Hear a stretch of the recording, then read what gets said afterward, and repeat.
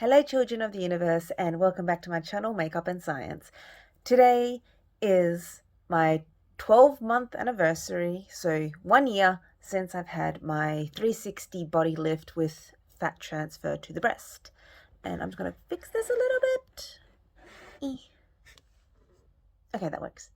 So yes, I'm very excited. I have written notes because I want to try and keep focused because my brain just flitters all over the place. So yeah, it's been 12 months and I'm recording in my bedroom today because I will be doing some body strips, show you my scars and my figure and some clothes and all that sort of stuff. So okay, if you've not been here before, hi, my name is Darky. Not my real name, but, you know, my online persona. I had a tummy tuck last year, so I had the 360 body lift, which is not just the tummy area, but the whole way around where they remove excess skin. And they also did muscle repair, so I had abductus rectus. Sorry, going off the top of my head, that's where your abdominal muscles are split apart. And that is the main reason I went for the surgery. I needed my muscles fixed because I am a chronic pain sufferer and my back was completely messed up, and fixing the abdominal muscles, you know, gave more stability to my torso, meaning I should have less pain. So yes, I had that. And also, what else is included in the 360 is it sort of gives you a butt lift. You don't have any transfer of fat. You don't have any like implantation or anything like that. It's just still your own butt, but all that excess skin is removed. So my ass looks more defined. It's the same size. I've always had a very large butt. But now it looks more defined. I look a little bit younger, like I didn't pop out 3 children and completely dysmorph my body, deform my body. Anywho's, and they do a little bit of liposuction, like on the saddlebags at the side of the thighs and the inner thighs. So that's the 360. And yeah, I'm going to do this in sort of like a 3-part thing. So the first part is I'm just going to talk about where I'm currently at in my life. And the second part, I will strip down, show you my body and some fun clothes stuff. And then the third part will be just answering any questions that I've sort of had over a period of time. So yeah, if that sounds interesting to you, please sit back, enjoy. And if you do have more questions, comment down below. I'm always happy to answer. I'm an open book. Sort of nothing is off limits for me, so throw them at me. Also, click the like button down below and consider subscribing if you enjoy makeup and discussing fun science topics. Okay, so I got my notes. Part 1, my weight. So my weight is the same on the day that I went in for my surgery. So on the day of my surgery, in the morning, I was 73.5 kilograms. And today, I am the same weight, 73.5 kilograms. My weight normally fluctuates between 73 and 75 kilograms, so a 2-kilo window. That is generally due to water retention and bloating, so like bowels just filling up with food and feces. Generally, if I empty out properly and I'm not swollen from like exercise or work or whatever, I'm generally 73, closer to 73.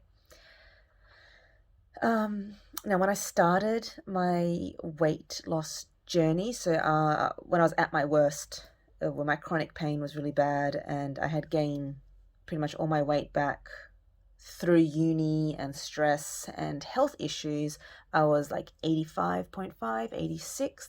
That was my worst. And then through my weight loss journey, I did eventually get down to 71. Like when I was really pushing it, I got down to 71. But my body never liked staying at 71. It preferred jumping back up to 72, 73. So even now, I believe my body weight cent point is 73 kilos. Even before I fell pregnant the first time. So I was 16 when I had my first pregnancy. I believe I was like 72 kilos. And I went down due to morning sickness and then went up to 97 with pregnancy. Post-pregnancy, like before I got pregnant with my second child, I was 72 kilos, 73 kilos. And that's been my journey with all my pregnancies. I spiked to 97 kilograms in pregnancy. Post-pregnancy, like after giving birth, I'm usually 85. And then when I lose all my excess fat, I go down to 72.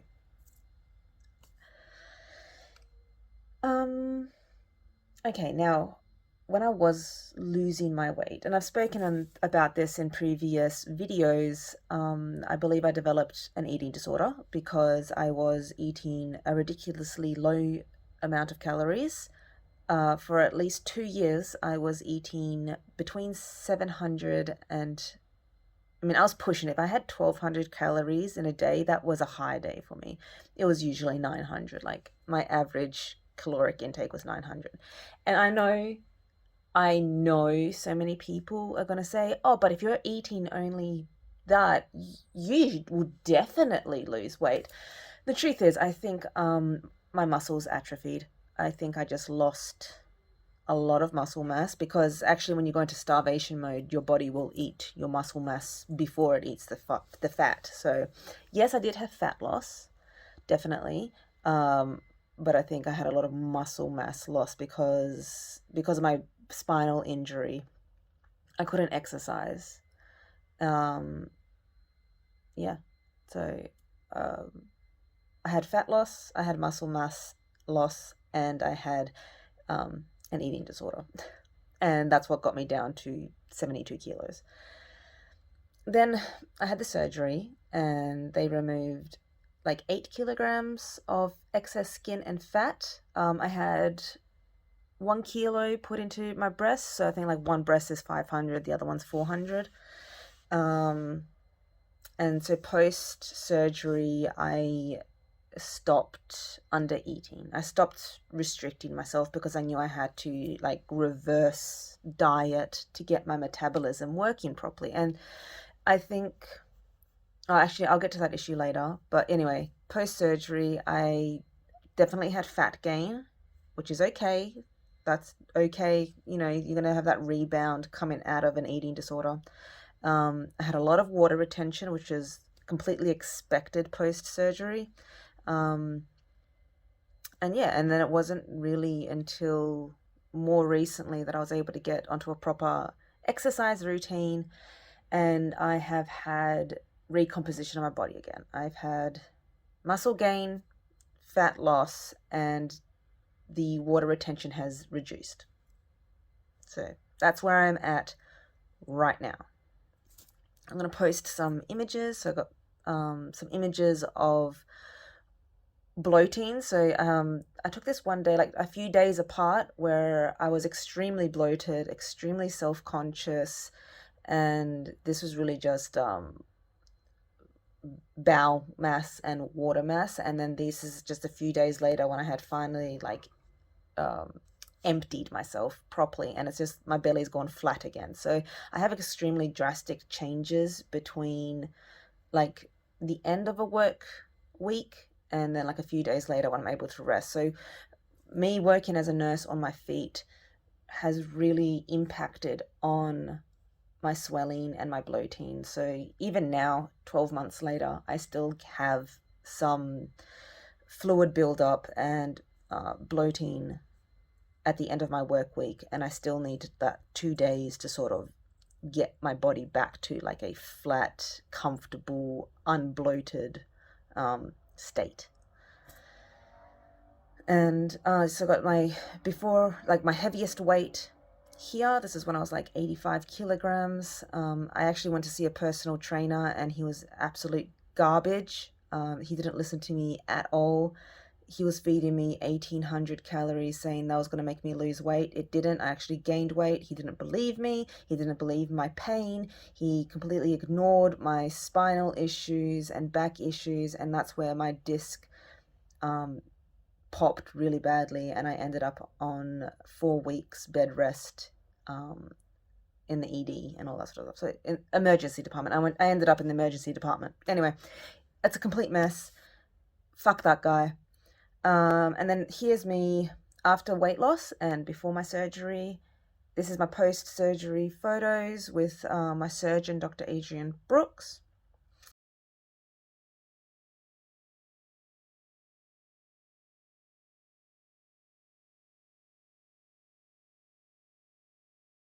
And this is me currently. Actually, when I say currently, I mean these photos were taken a month or so ago, but why bother taking new photos? You're going to see a video of me naked anyway. Not naked. Anyway. Alright, also, currently, my size. So yes, my weight has remained the same, but my size. So funnily, when it comes to clothes, I'm still the same size, clothes-wise. So my chest is between 10 and 12, because I have a broad rib cage. I don't think I'll ever get a smaller rib cage. And shoulders, I mean, with me working out, my shoulders are only going to get better. I mean, bigger. They're not going to get smaller. So I'm always going to remain a 10 to 12 up top. And on my waist, so I was a size 10 before going into surgery, and I'm still a size 10 coming out of surgery. So my waist is about the same size, and I can wear my old clothes. Where it has changed is my hips, because obviously my excess skin, my skin pouch, or like what people like to call it, the fupa, that's gone, and my saddlebags are gone. So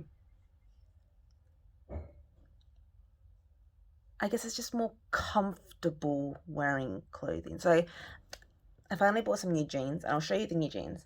So I could wear size 10 before, but then I would have obviously the excess skin just like in the stomach area. That was very uncomfortable, and the stretch in the upper thigh, because big butt, big thighs, you know.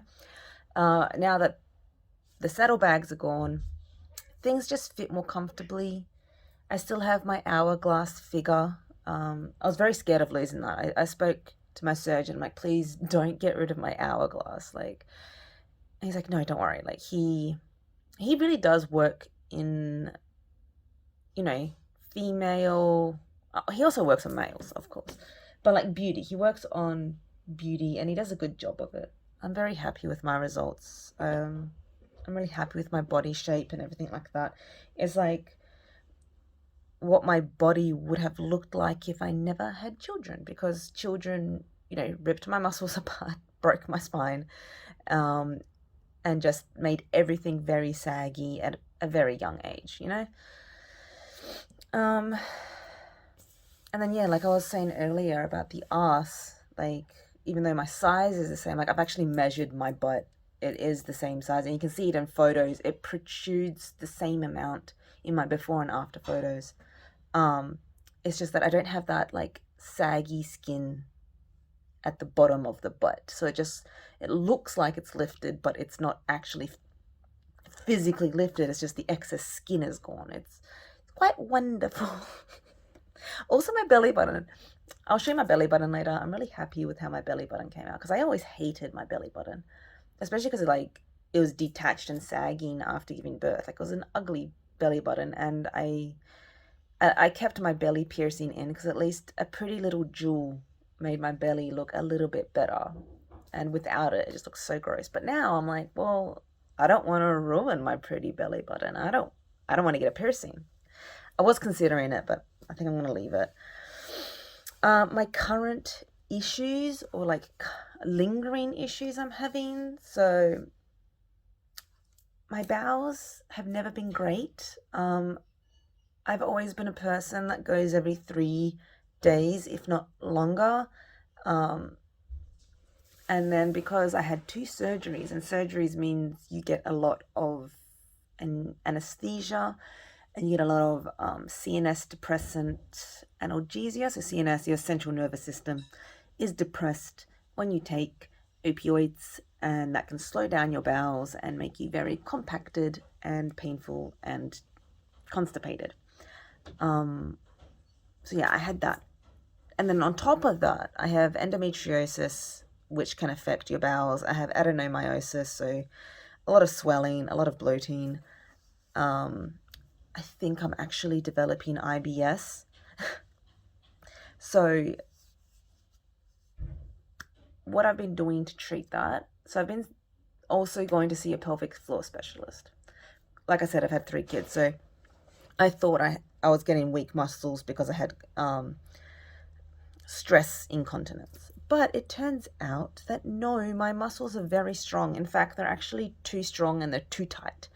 So I've been having physiotherapy to train my brain to relax. Like just then I had to remember, oh yeah, relax. There's no reason for me to be so tense right now. Like sucking in my pelvic floor muscles, I need to relax them. And my abdominal muscles, always sucking my abdominal muscles in, I need to relax them. So that's been contributing to my bowel issues and other pain issues. So yes, physiotherapy to help with the bowels and the pelvic floor muscles, and the treatment is also magnesium. So magnesium, you know, it helps for muscle cramps, but also helps with bowel motion. So I'm on the magnesium concentrate powder, the one that you mix in with water. I can't stand the taste of it, but it works. It's really helping with just keeping me regular, reducing that bloating, reducing the abdominal pain, and also the stress incontinence, because, you know, your bowels press on your uterus and it presses on your bladder. So I find if I need to go to the toilet for a bowels, it's affecting my bladder and I can feel it. It makes me think I need to wee, but my bladder is empty. Sorry if that's like TMI, but I feel like there's a lot of women out there that, you know, you think this is an older woman issue, but I'm only 33 and I'm having all these issues, and I thought, you know, women deserve to know that, you know, there's solutions for these problems if you're having them, and especially if you're an endo sufferer, go get it checked out. Okay, now to the fun part, exercise. So yay, I can exercise. For a long time I couldn't, it was too hard, and now I am 12 months post-op and I have a pretty good exercise routine going on. So in February, so how many months ago is that now? So we're in the 5th month. Okay, so 3 months ago, I started Muay Thai. I go twice a week, and yeah, I'm going twice a week to Muay Thai, and that's really helped, I think, develop some muscles I was struggling. Like it's helped grow some of my calf muscles, and like there's a lot of twisting of the hips, and obviously when you're kicking, you're using your glutes, your hamstrings, and your pelvic muscles.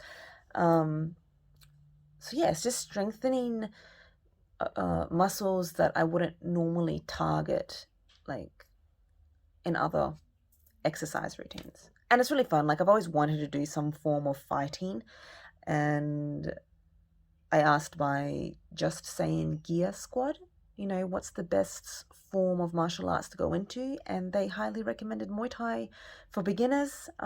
Sort of hits all the marks when it comes to like exercise, strengthening, and, you know, fighting techniques and stuff like that. So yeah, I'm really enjoying it. My son comes with me also, and today is going to be the first time my daughter joins us, so it's going to be lots of fun doing it as a family. So there's that.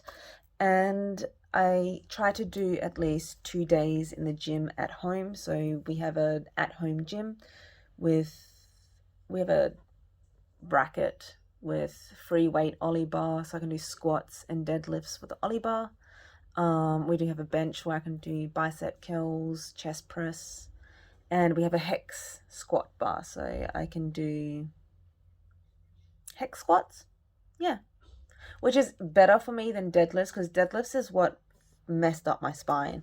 and it's more comfortable for me to do the hack squat, so I think I'm just going to stick to that. And I'm sort of just developing my hand grip because I eventually want to start doing pull-ups, and I've got a lot of weight to pull. I mean, 73, 75 kilos with clothing. It's a lot for the arms to pull, so I got the grip. It's just the pulling part now. Okay, so I feel like that's the end of where I am right now, and I'm going to go into part 2, and I'm just going to put on a bikini so I can show you everything.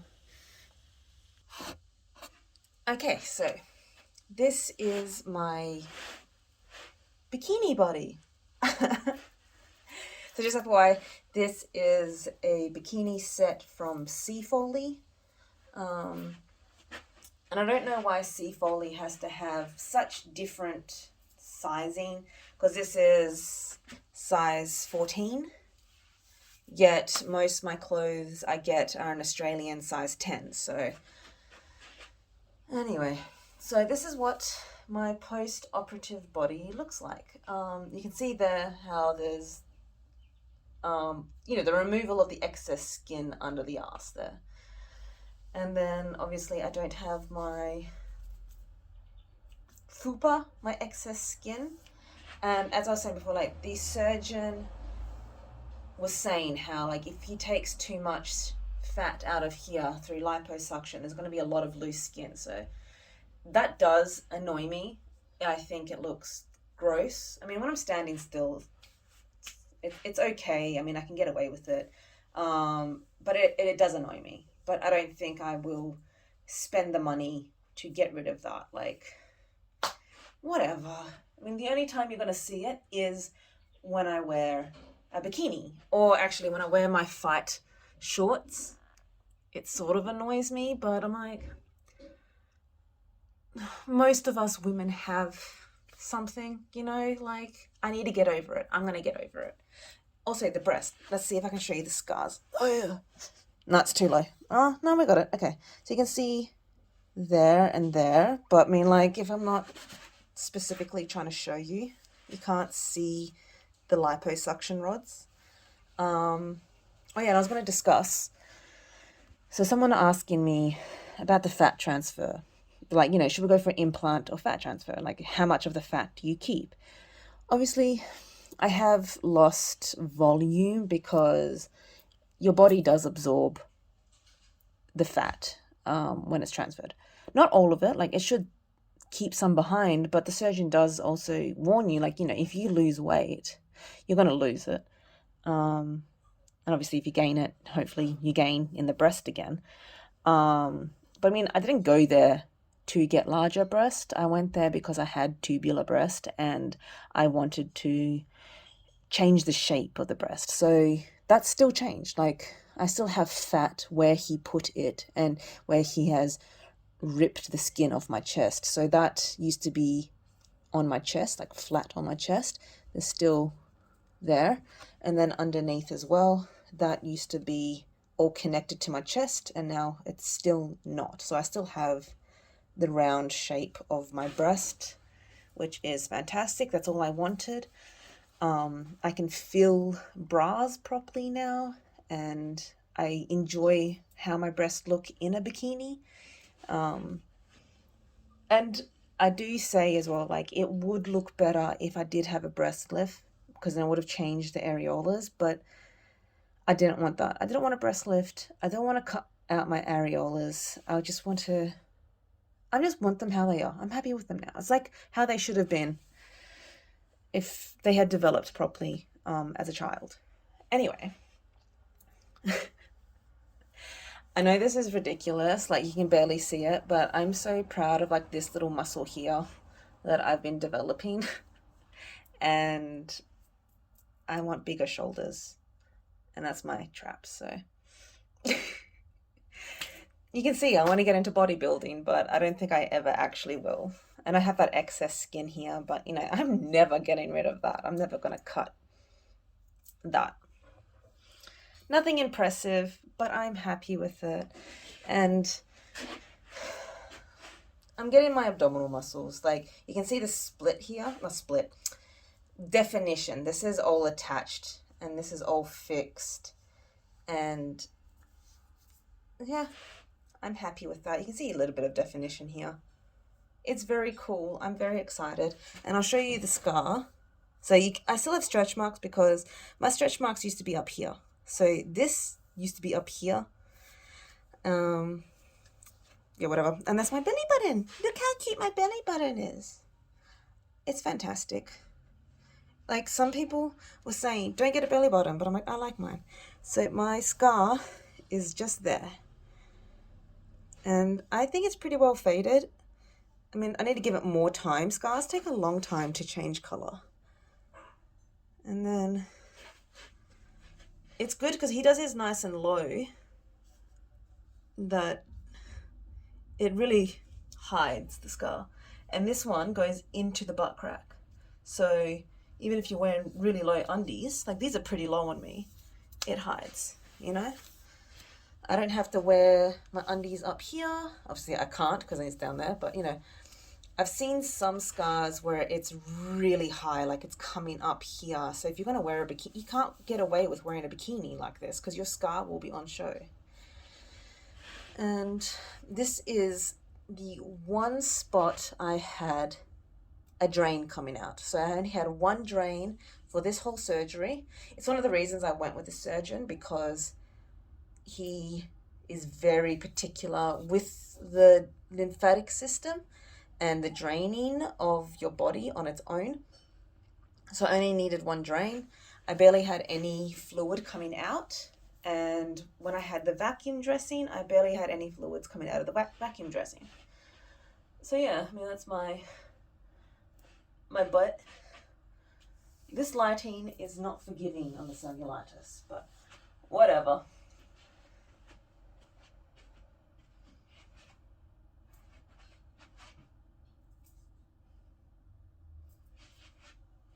Okay.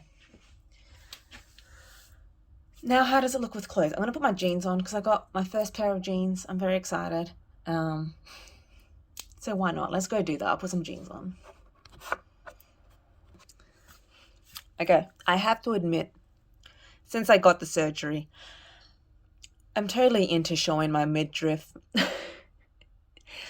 I feel like I didn't get to do it when it was popular when I was a teenager. And now I'm an adult, and the 2000s and the 90s fashion's coming back. I'm like, yeah, I can wear that now. But I can't wear hipsters. Oh my God. I tried to wear hipsters. No. Anyway, I'm in love with these jeans. I'm very happy I bought them. I got them in black and I got them in a light blue.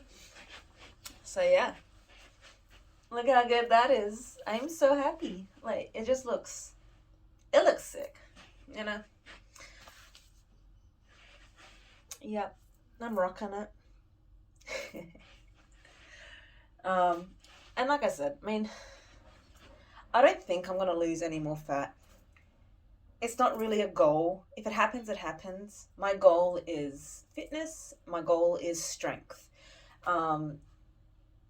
Stronger, like big muscles, strong muscles are big. So if I get strong torso, if I got a strong abdominal area, that's going to bulge. Like, that's me fully pushing my stomach out.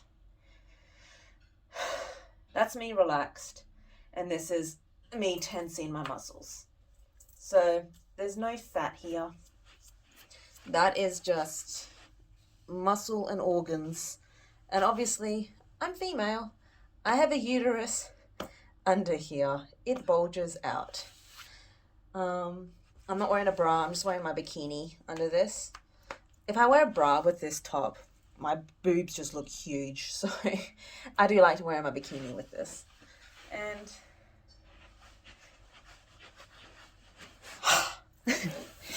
anyway, I'm happy with how my body looks. So yeah, let's get to a few questions. Hold up. Okay, so back to sitting on the floor. So part 3 is, I mean, I didn't give it really enough time for people to answer.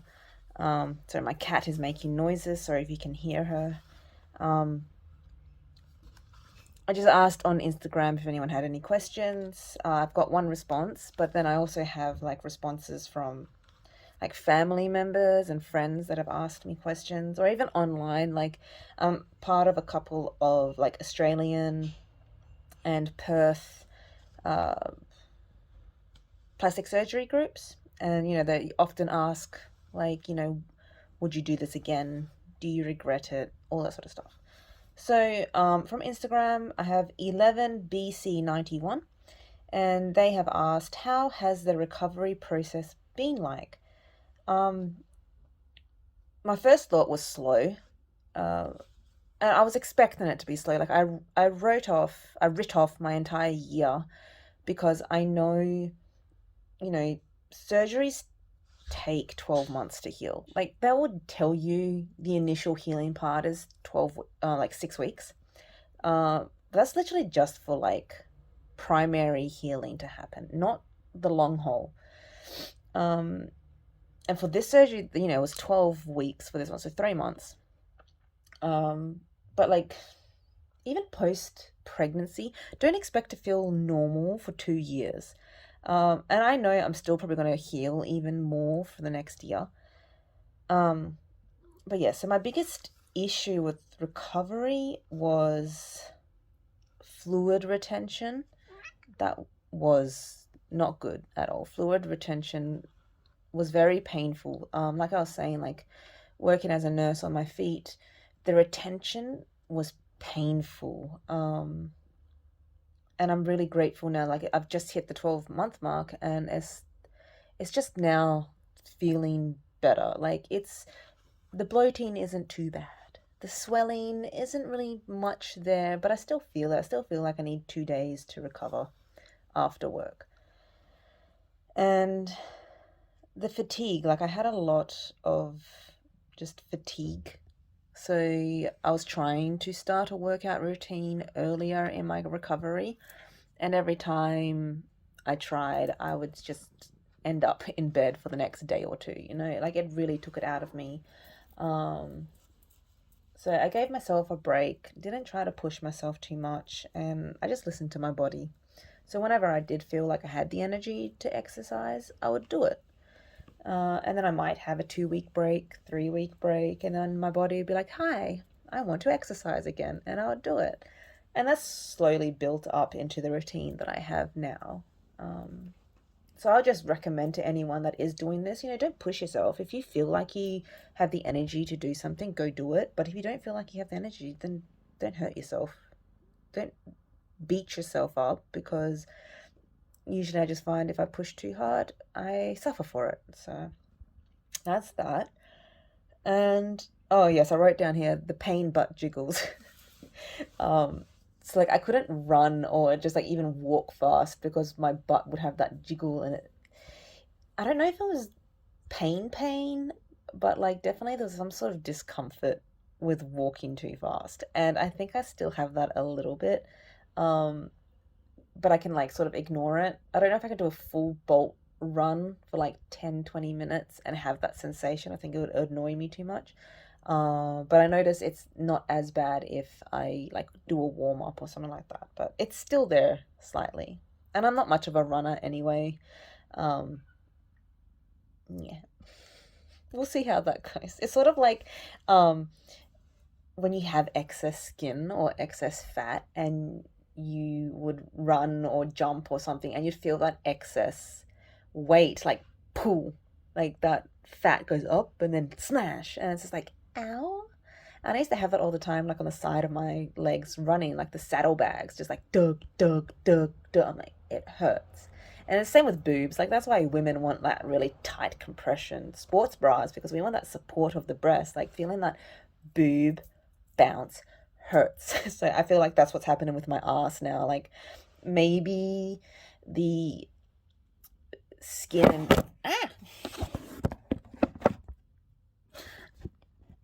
yeah, work. I'll just hold it. There we go.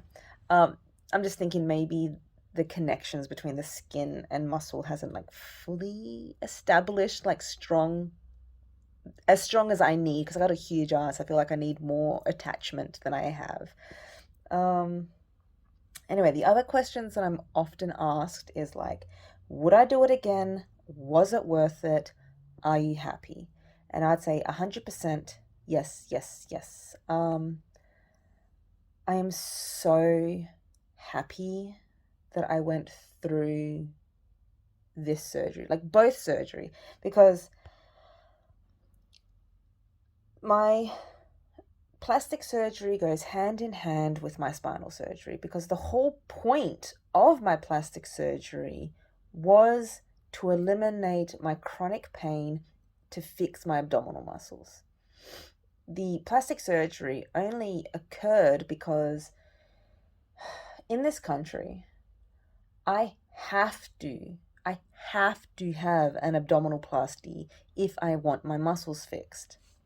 I think the only other time they fix the muscles, actually, I don't even know if they fix the muscles. I think if you have a ruptured hernia and you need hernia repair, they will fix the hernia but not the muscle. So I literally had to have this massive elective surgery to fix a problem that was causing chronic health issues and chronic pain. And that was taken off the table. Like, muscle repair was taken off the table in 2016 from Medicare, and we're fighting to get it back on the table. So apparently this year it has actually passed, and muscle repair should be on the Medicare list now. But I don't know if it's become official yet, like if surgeons can actually use it yet. So, and that's for women like post pregnancy, you know, like they've had pregnancies and their muscles have been damaged, and they deserve to have that fixed for free, because Jesus Christ, we brought a whole new human into this world and we have to suffer for the rest of our lives. Like, I was 30 and I was completely falling apart. I'm like, my life expectancy as a female in Australia is 85, 84 years old. And I'm like, that's another 55 years I have ahead of myself. And I'm meant to be in this chronic, debilitating pain for the next 55 years? Bullshit. Bullshit. I need to fix this issue. I need to fix my spine. I need to fix my abdominal muscles, because I refuse to be a geriatric at 30. Anyway, my cat's getting fur all over me. All right.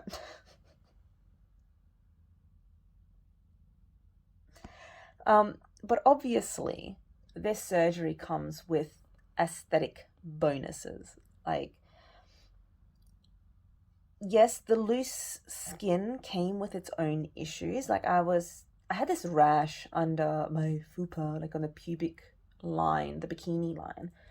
I just had this continuous rash, and it was just itchy. Like, there was no fungal infection or anything. There was no actual thing other than chafing, and it was really uncomfortable, and it became a chronic itch. So yeah, I mean, there was that problem in itself, and just the weight of the excess skin in itself, and the discomfort and the body dysmorphia of just, like, you know, being 17 after giving birth, and my body was destroyed for the rest of my life. And I know some people are going to say that's really negative, talking about pregnancy in such a horrible way. Like, your body is amazing, and it's a miracle, and it's magic. And I'm like, yes, the female body being able to create life and birth it is amazing and wonderful and precious and deserves to be celebrated. And the female body post-pregnancy deserves to be celebrated as well. Like, I embrace all of that, but the pain and suffering that came with it, I do not. How can I possibly be, like, celebrating chronic pain where I could barely walk, I could barely live my life? I just had a memory of a time we drove like 50 minutes to a house party, like an engagement party, and I got out of the car crying from pain, and I'm just like begging my husband to get me my pills and water so I can down some opioids, because that's how bad my pain had gotten. Anyway, okay, I found a new place to put the phone.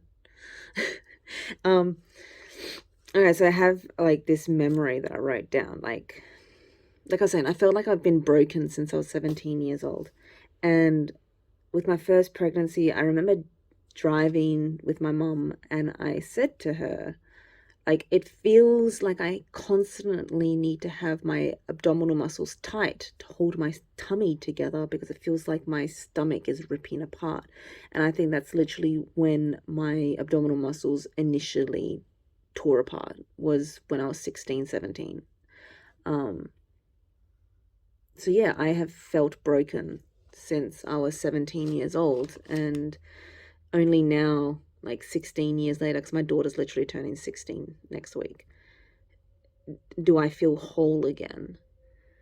And I even remember when she was a newborn, I went to my GP and I was saying, hi, this spot on my big toe, I can't feel it. It's completely numb.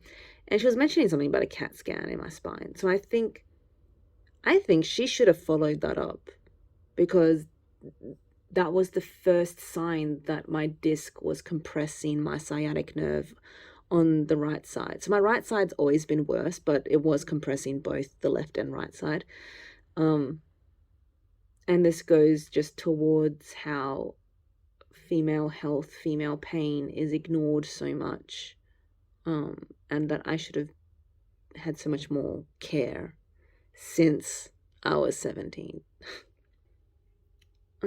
So yeah, like I just wrote, like, having these 2 surgeries has alleviated much of my pain, but has genuinely made me whole. My guts are no longer falling out. I don't need painkillers to function, and I can exercise and push towards goals that were inaccessible previously. I cannot express the pain and suffering I was experiencing prior to my surgeries in 2022. It was, at best, a living hell that I wanted to escape. So the 360 wasn't for me to just fit into some sort of beauty standard. This was about getting my life back, a life that I have never got to live before. And that pretty much sums up my experience and why I had this surgery. And I don't judge anyone that feels like they deserve to feel whole and pretty and beautiful. Excess skin is uncomfortable. It hurts. Yes, it's ugly. I'm sorry, I don't mean to offend anyone, but I'm talking about myself. I found it ugly. I would stand in the mirror and I would cry looking at what I saw. And I appreciate what my body has gone through to bring my beautiful children into the world, and I love them with all my heart, and I would go through all of that again to have them. I would have all the negative experiences in my life for all the beauty that I have created.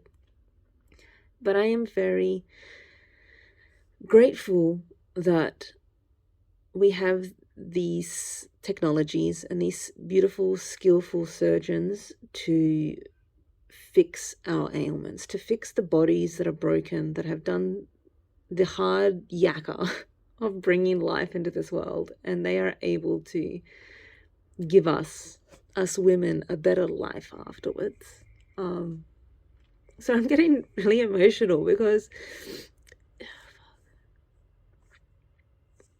I every day I have to wake up and sort of remind myself of my struggles and how hard things were before in 2021, and the pain I was suffering. I'm one of the lucky ones that can actually treat my chronic pain. There's many people out there in pain that they can never get rid of their chronic pain, and they will have it until they die.